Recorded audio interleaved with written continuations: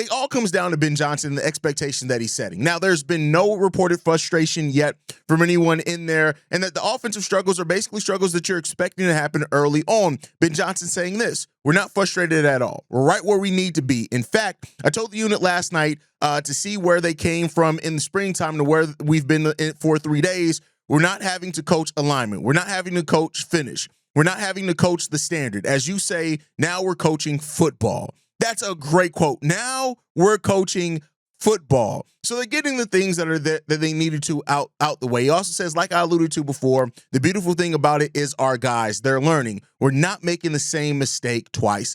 That should be the thing that's the overarching thought here for Chicago Bears fans. I get it.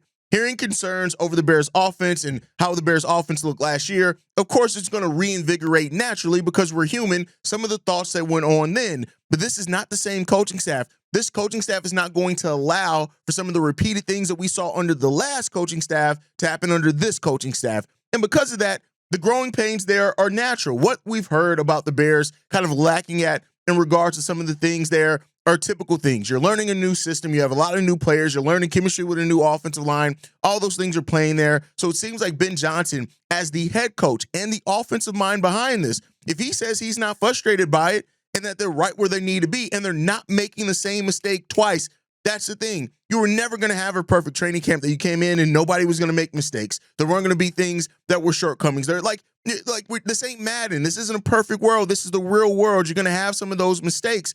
But hearing that Ben Johnson from his own mouth is saying we're not making those same mistakes twice, that's all I needed to hear. And that's the biggest thing and most important thing for me. And we'll see.